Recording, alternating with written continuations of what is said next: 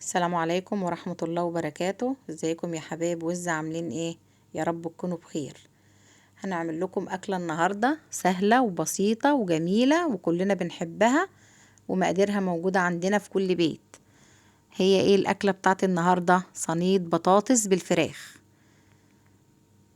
المقادير: كيلو بطاطس متقطع شرايح، وفراخ متقطعة قطع، وكيلو عصير طماطم، وبصلاية متقطعة مكعبات كبيرة، وبصل شرايح، وجزر وفلفل، وتلات قرون فلفل حامي، وقرنين فلفل رومي، وطماطمتين، وفصين توم متقطعين قطع صغيرة، ورز وشعرية، والتوابل: ملح وفلفل اسود وكمون وكزبرة وبابريكا ومستكة وحبهان وورق راولة. وحاجة السلطة: خس، جزر، خيار، فلفل، خضرة مشكلة، حبايتين طماطم. والمواد الدهنية اللي هنعمل بيها صينية البطاطس. يا رب الأكلة تعجبكم وتكون سهلة وبسيطة. هنجيب الصينية بتاعتنا ونحطها على النار، وهننزل فيها الزيت، حوالي ربع كوباية زيت، ومعلقتين من اللية،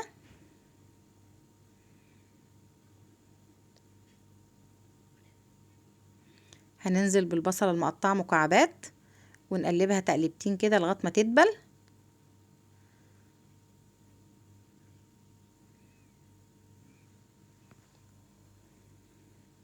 هننزل عليها بالتوابل، نشوح التوابل فيها كده لما تطلع روايح جميلة. مش قادرة اوصف لكم الريحة اللي طالعة من التوابل مع البصل.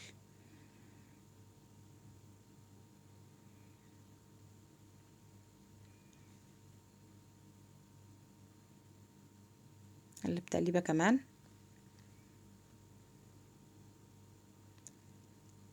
هننزل الفصين التوم ونقلبهم معاهم لغايه ما ريحه التوم تطلع، وننزل بقى بالفراخ، قطع الفراخ نرصها في الصينيه.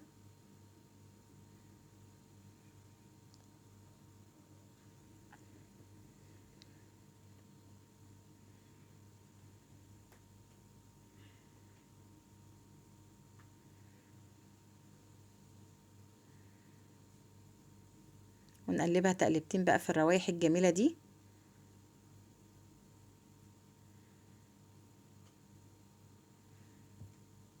كده خدت الصدمه عشان ما يبقاش فيها دم، واتبلت بقى بالبصل والتوابل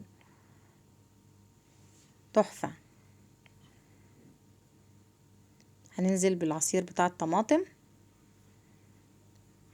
نقلبها فيها ونسيبها تغلي. طبعا احنا ولعنا الفرن، ما تغلي هندخل بقى البطاطس في الفرن.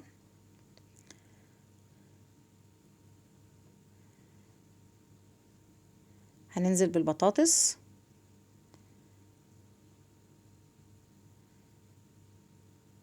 نقلبها فيها.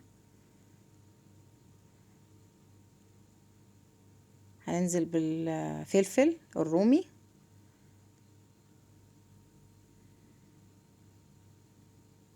جربوا صينية البطاطس دي وهتعجبكم قوي.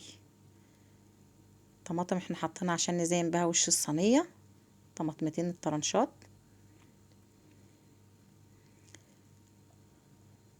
فلفل الحامي سليم زي ما هو عشان ما تحميش الصينية قوي.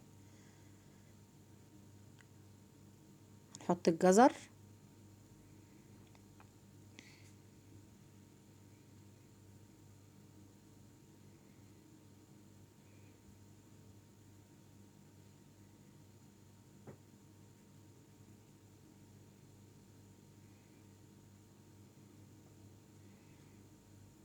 نحط البصل، نرصه كده مع الطماطم والجزر والفلفل، طعم وريحة وشكل حاجة زي العسل. اللهم صل على النبي. وهنديها غلوة على النار وندخلها الفرن. طبعا الرز احنا عملناه معاكم كتير قبل كده، فمش عايزين نضيع وقتكم.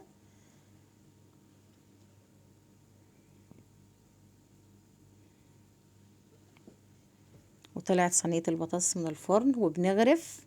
وما تنسوش لو الأكلة عجبتكم اللايك والشير والاشتراك في القناة وتفعيل الجرس عشان يوصلكوا كل جديد. البطاطس بالفراخ والرز بالشعرية.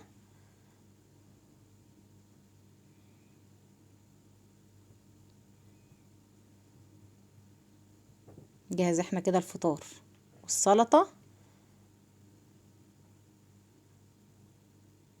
وبألف هنا وشفا يا حبايب قلبي.